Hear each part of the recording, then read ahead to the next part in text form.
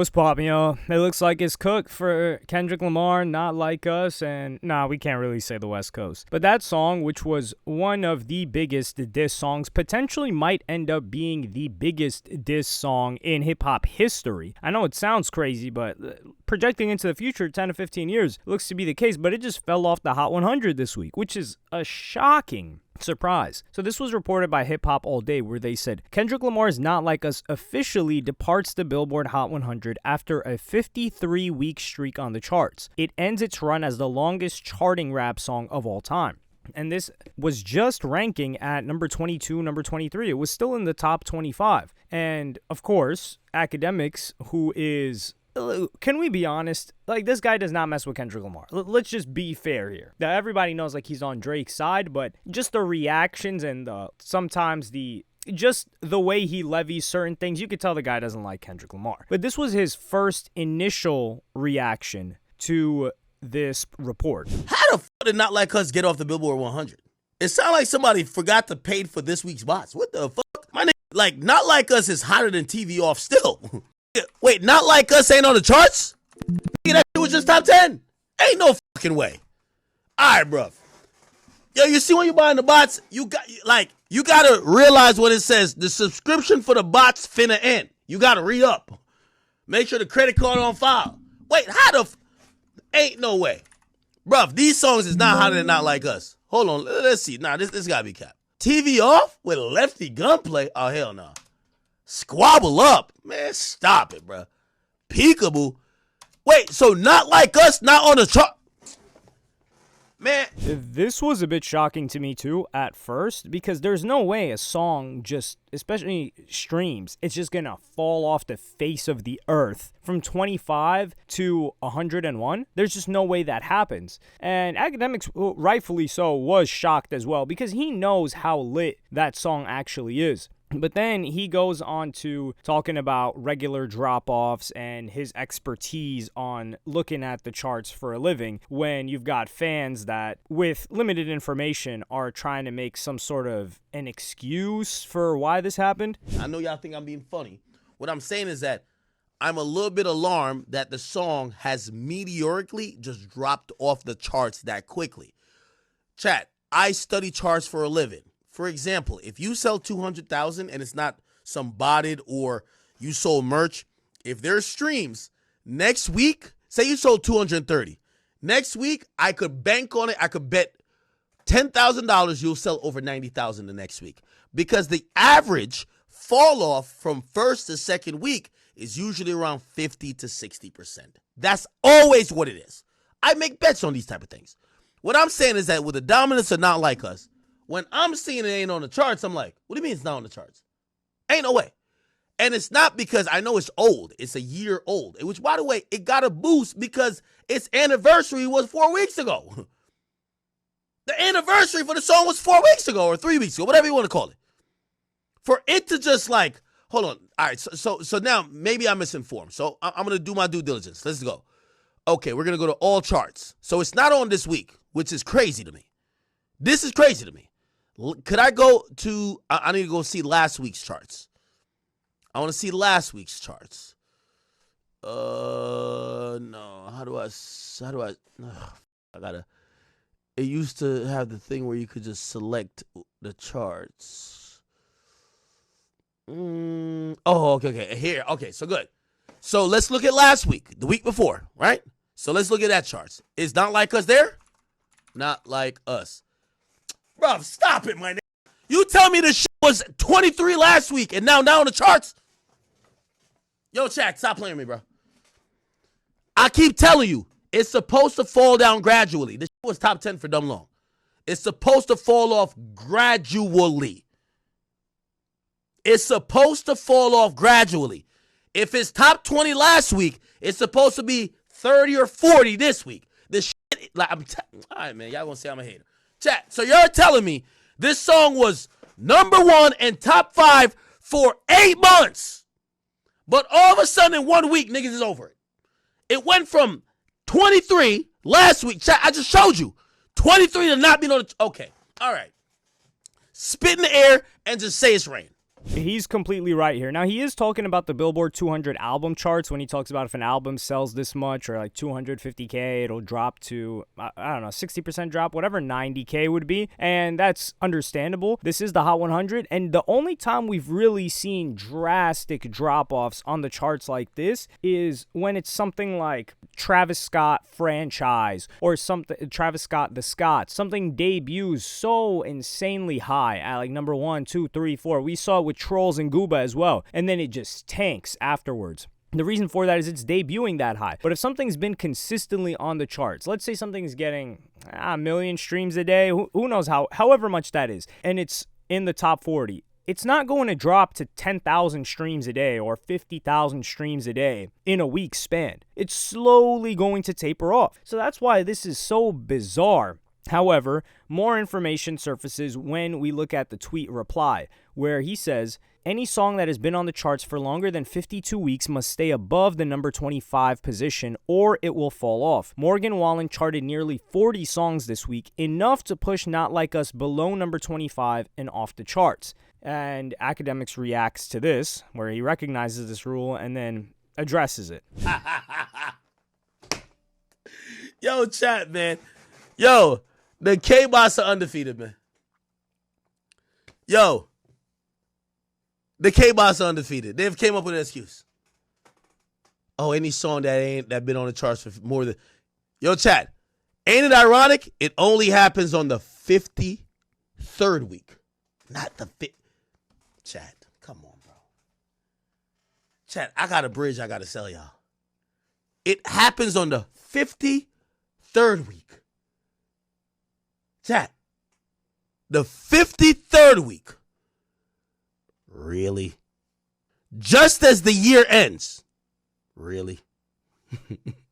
It's almost as if he was disappointed to hear about this rule and how convenient it was, quote unquote, that it's the 52nd or the 53rd week. But that is the case, and it's happened multiple times in the past. I think the reason why we as a whole are just generally not too familiar with it is because few and far between, almost never, let's be real here, this is the longest charting rap song.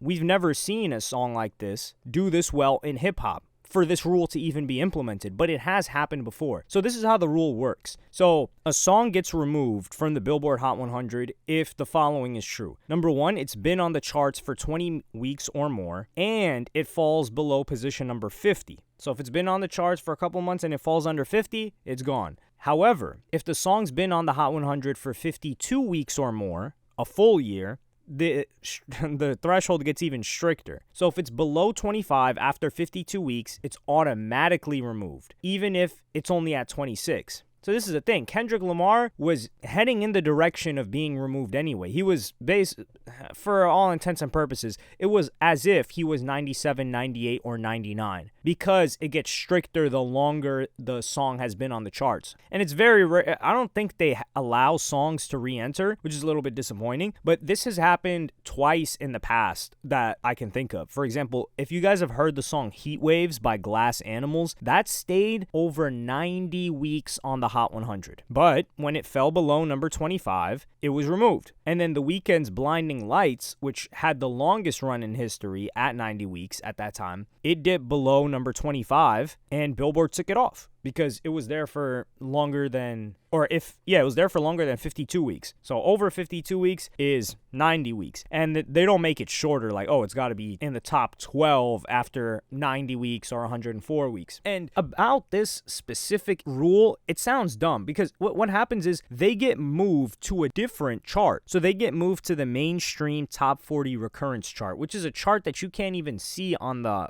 Billboard unless you've got a Billboard Pro account. So it's really one of the more hidden charts, and this is quite disappointing, to be fair, but this was going to happen in the next couple of weeks anyway. Morgan Wallen, I should say, him charting all those songs on Billboard just knocked it and maybe saved us 3-4 weeks, because if any rapper had an album that was going to have 2 to 3 songs in the top 25 debut, then it was going to be over for Not Like Us. So it was just a matter of time. However, I think we should look at whether or not this rule is stupid, because that's off rip. I'm thinking like, yo, why does this rule even exist? It's almost as if they're penalizing you the longer you're succeeding. But when I think about it a little bit more, think about back in the day, right? Where streams were not a thing. So realistically, you could only buy a song. So let's say there are 300 million people in the US, and this is where the charts, not where they matter, but this is where the Hot 100 is being calculated. So if you had 300 million people, and you had a song, let's say Not Like Us, drop back then, or Hit 'Em Up. Well, let's just use Hit 'Em Up. People aren't going to buy the song multiple times throughout the year. They're going to buy the song once, and then they're going to listen to it however many times. But any time that they listen to it after they purchased it, it doesn't count as consumption. Now, radio play does assist in the charts, but that's why a lot of singles were coming in and out. Because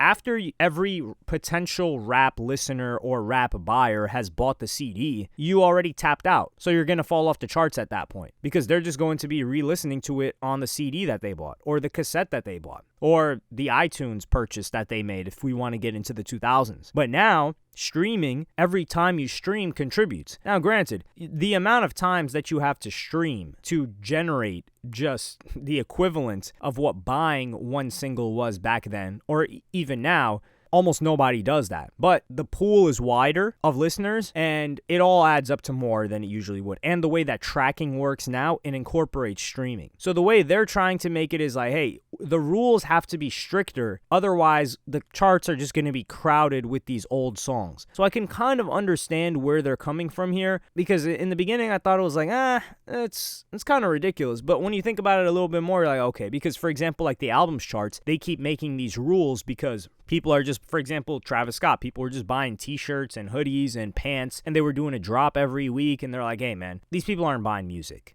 We got to figure this out. And they made the rules stricter and stricter, and now you've got bundles and physicals, but physicals are actually music. So it's fair in that regard. But if we are to look at, and this is where it gets crazy, because people start to weaponize this. So for example, like the bot comments that Academics made, and then you've got Academics TV, his right-hand man, he's pretty much his mouthpiece, his propaganda piece. And he says, Kendrick Lamar's Not Like Us has disappeared from the Hot 100 after a 53-week streak. Not Like Us was at 23 last week. This week it dropped out of the Hot 100. This song was so disgustingly botted, it fell off the charts in 1 week after they stopped paying for the bots. Where are the chart experts at? Well, if we pull up the actual streams weekly of the song in the US, which is where it matters for the charts, or where it's being considered for the charts, Not Like Us in weekly streams is still number 45. Now, it has dropped 20 positions in weekly streams because of Morgan Wallen. So if Morgan Wallen hadn't dropped, Not Like Us would be at 25 in overall streams. And if you take a look at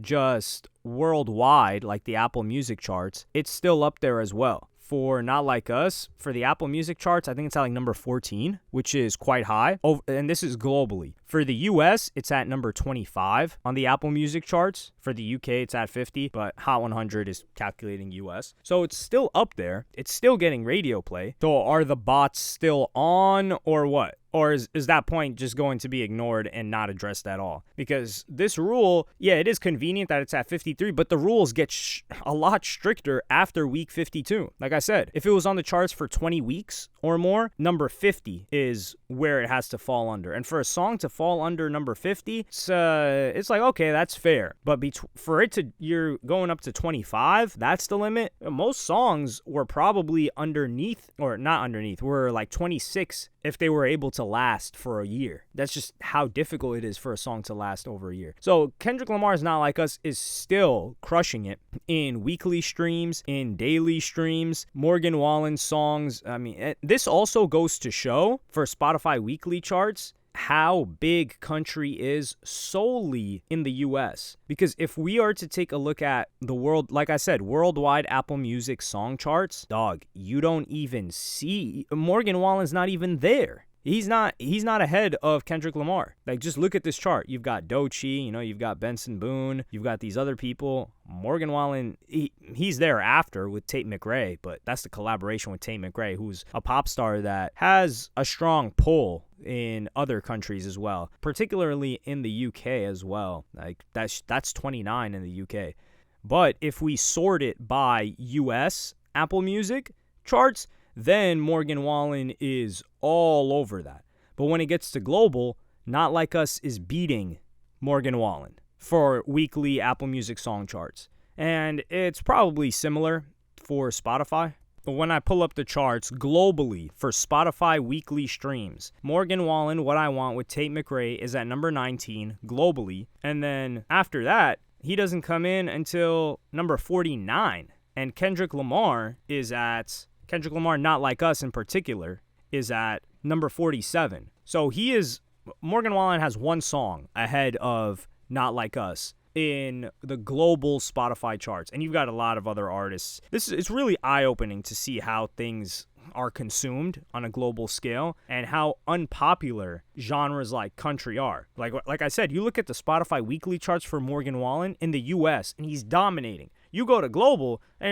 you're looking around to find the guy like, yo, what the hell's going on here? So really, while country is dominating, it is a domestic genre for the most part. But let me know what you guys think about this in the comments. While Not Like Us is over on the Hot 100, the song is still as popular as it was last week. There are no bots that are not being paid for. The streams aren't any lower than it has been. It's just this rule, unfortunately, cooks Not Like Us, and Not Like Us wasn't in the top 10. If it was in the top 10, hell, I think even if it was in the top 10, if it was in the top 10, Morgan Wallen's not going to be able to knock it off.